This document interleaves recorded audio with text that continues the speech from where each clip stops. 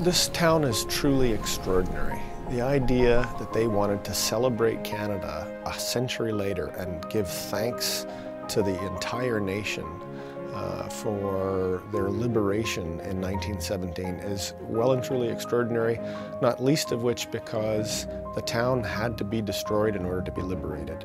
So our soldiers were responsible for the absolute destruction of this town that predated Rome. It's got more than 2,000 years of history that was all obliterated, particularly in the fighting around April 1917.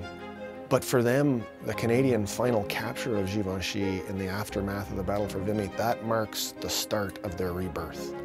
Their rebuilding for what was going to come next can only start after the Canadian Corps liberates that town on the 10th of April 1917. It's profoundly moving that people, in the case of Givenchy, a century later, still feel that sense of connection and gratitude.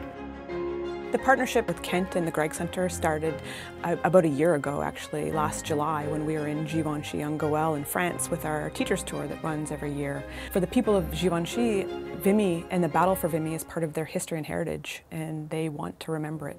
The mayor, when he greeted us, he said that when the Canadian soldiers arrived in April 1917, Givenchy was reborn. Givenchy actually wanted to celebrate the Year of Canada, and they wanted to have 500 flags so they could put one on all of the buildings and houses in their community for the entire year of 2017. Our director, Mark Milner, approached Kent's one day just on a whim and learned that they would supply all 500 flags and ship them over to Givenchy-en-Gohelle. So we were delighted that they would help us out and make sure that Givenchy had the flags to celebrate the Year of Canada.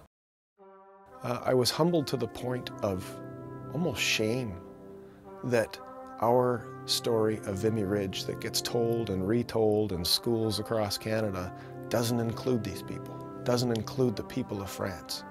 How could we be so ignorant to leave out the voice of the very people for whom many Canadians volunteered to go save? It's important for UMB and Canada in particular to be aware that a town in France that was completely destroyed in the First World War wants to celebrate Canada and wants to have that connection. And I think that in our current situation, with the difficult times that we're going through in the world in general, that connection and that bond are what's going to change. It's going to change things because we can connect with people from a different culture, a different language, and a different time, and have a common history to celebrate and to share. And so I'm very delighted that Kent's stepped up and did this because without them, we couldn't have done it.